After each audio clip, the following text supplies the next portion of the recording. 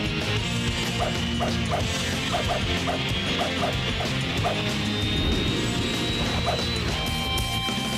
goes up must come down.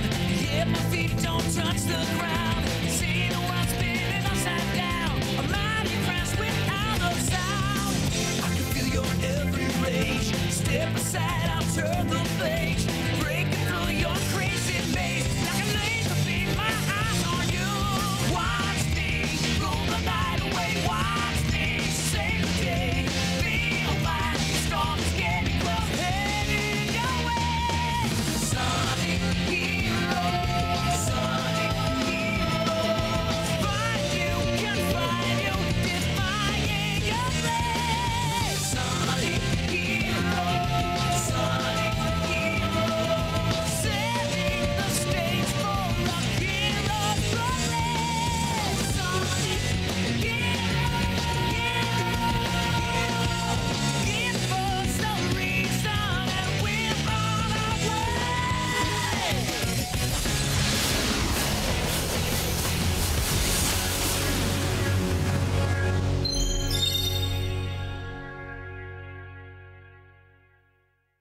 Greetings viewers, welcome to episode 7 of the Road to Sonic Generations. Today we should be concluding the Dreamcast era, I guess, with the Cheese Fest itself, otherwise known as... Sonic hero. Sonic. Thank you, game.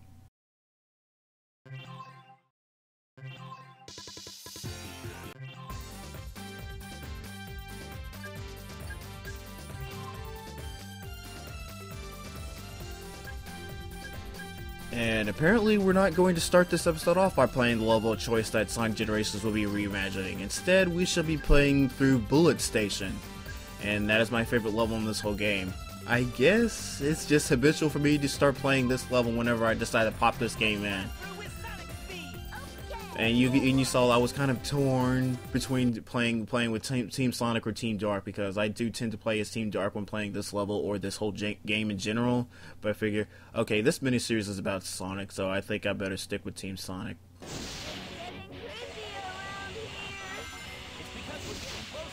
Where to start about this game? I'm not quite sure.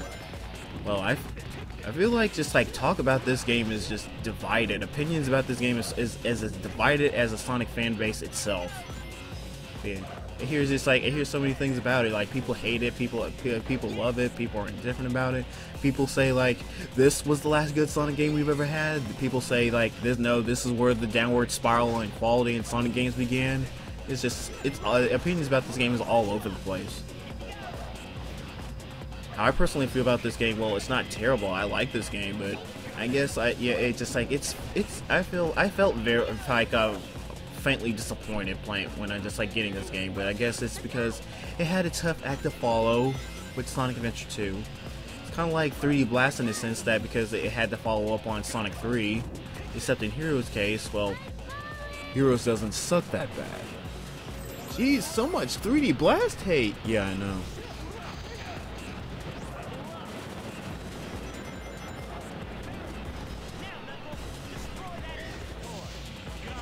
So then, this game classifies as a Dreamcast era game, huh? Well, the only real evidence against that notion is the fact that this game came out when the Dreamcast died, and it came out on just on the past generation consoles. But with evidence, evidence for that notion, it's just much easier to say that, okay, if they didn't classify this as a Dreamcast era game, then the number of levels within each era will be uneven. Yeah, each era had to have 3 levels each. You just have to accept that. But then I want to think too hard and be like, I wonder where Shadow the Hedgehog the game would classify as. Would that be what was that? Would that be a Dreamcast era game or a modern era game? And I personally want to say just that's a Dreamcast era game, Dreamcast era game, because even though that's the game when we first changed voice actors to the 4Kids cast, the franchise didn't go HD until Sonic Next Gen, and that's how I classify the modern era. Those are the HD titles, plus colors.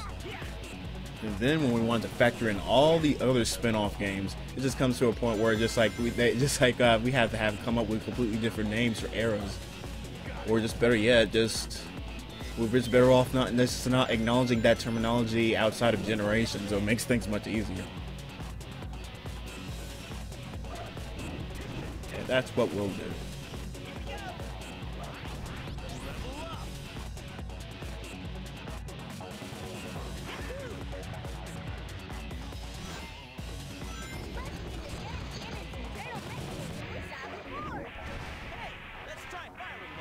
Oh, Knuckles has been gunned down. Now who will protect the Master Emerald? Yeah, that's the thing. That's the thing about, like I said earlier, about just like later games ruining some characters' characterization. And some characterization in the franchise is just especially for Knuckles. I feel like Knuckles is a shell of his former self by this side, just like from this point onward. I don't think they really fixed him just yet. Well, I think they kind of did. I mean, they left him out in current games because, like, he has the responsibility of being the guardian of the Master Emerald. He should stay there, and like, that's the thing. That's the thing about I hate about Sonic characters having responsibilities, and just like having a set responsibility. That means just like you have to Sega has to come up with a contrived reason for their to bring them away from their responsibility, or just like to get them involved, or in Hero's case, they just don't acknowledge it at all. Knuckles is just there. He's just I'm just hanging out. I'm like Sonic's second buddy after Tails. Yeah. And just like this problem with Blaze being in being in another dimension, or Silver being in from the future. It's just like, okay, you're just like coming up with all these. You just like coming with all these responsibilities and just like circumstances for characters that just like makes them like inconvenient for repeated use. Just like you would really have to stretch to get them involved in the story for them to be able to be playable in the game. And I feel like in Sonic Adventure 2, they really had to stretch to get Knuckles involved because he's just basically just like having to look for his Shattered Master Emerald again. After Sonic Adventure, just like, okay, that's not quite original anymore. Not to mention, just like, it's not just like most people don't even consider that fun anymore. So why would you do this again? If Tails falls off, the bobsled won't be able to jump. The thing is, though, Tails is the last one to be thrown off when you get hit 3 times, and and once he gets thrown off, you don't just won't be able to jump. You quote unquote die and lose a life. What the heck, game? You lying to me?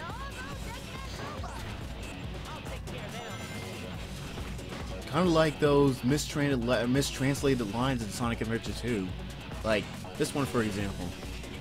I thought that capsule exploded in space.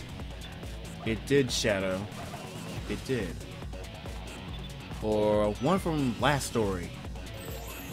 Is that what Chaos Control is?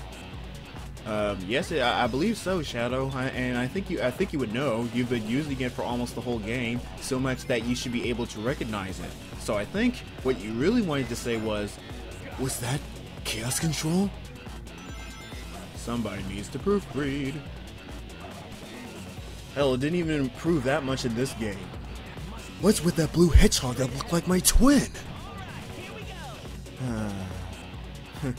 As if the cheesy dialogue throughout this whole game wasn't enough. Nope, we also had to have awkward and mistranslated dialogue as well. Thanks, Sega. Yeah.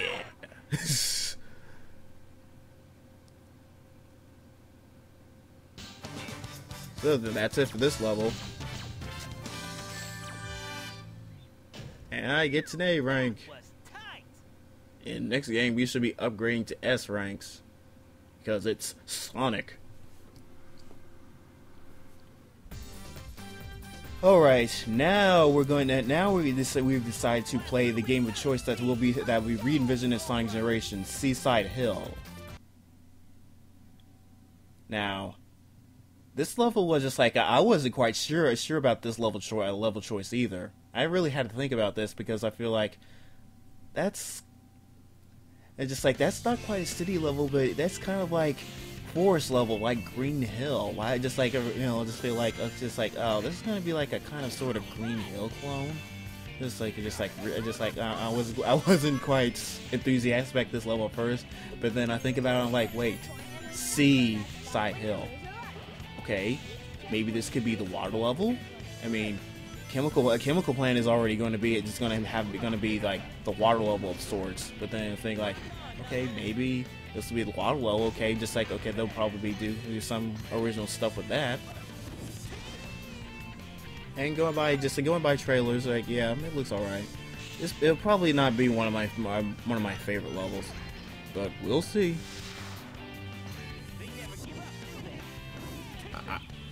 Come on, work, fire dunk, wherever that attack name come, I forget. But yeah, like the menu theme from Sonic Heroes is remixed to be the menu theme from Sonic Generations, and plus. For the 3DS version, it's going to have special stages, and the special stages are going to be based on the ones that were shown in this game. And speaking of which, well, I like the idea of them wanting to bring back the special stages in a console game because I feel like I thought that was pretty cool to bringing back an old Sonic staple back, just like back and see how it turns out. It's just too bad that the controls ruined it. So here's hoping the 3DS version just like succeeds where Heroes failed.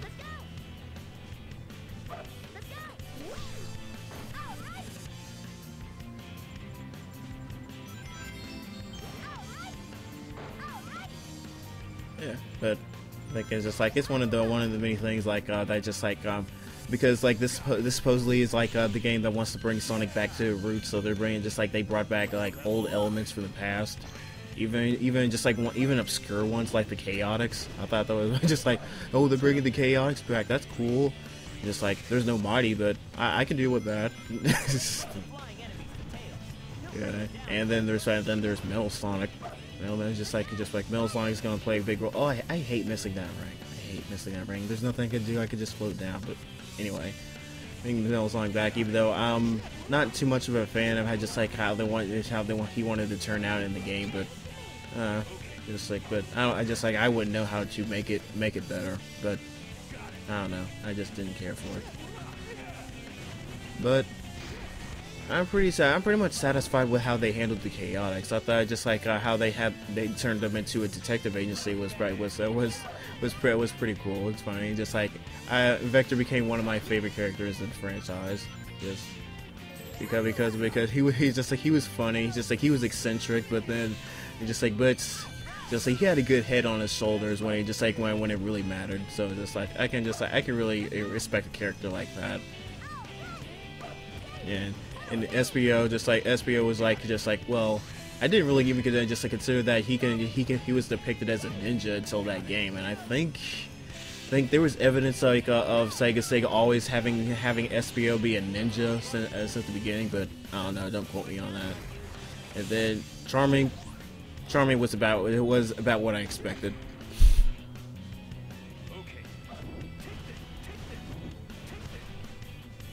Looks like we can use that cannon to go up the vertical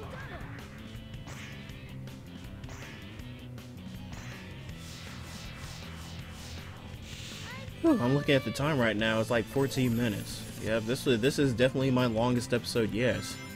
And I kind of expected as much because here, just like the levels in Sonic Heroes are ridiculously long, and that's one of the common complaints about this game. Is just like the majority of the later levels take really long to get through. Like at best, most of them 8 minutes long to get an A rank. That's and if you're not all that great at that game, it's going to take even longer. It's been a while since I played this game, so they messed up that move, the axial spin.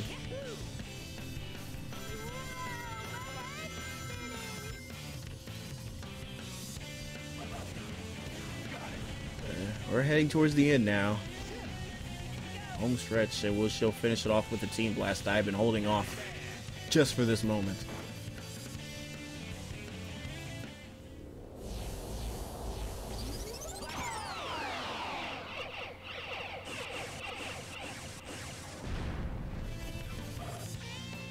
And I just leave them to die. So then, yep, that concludes this episode and the Dreamcast era. Next episode, we shall be leaping into the modern era, starting with... Oh dear. I'll just see then.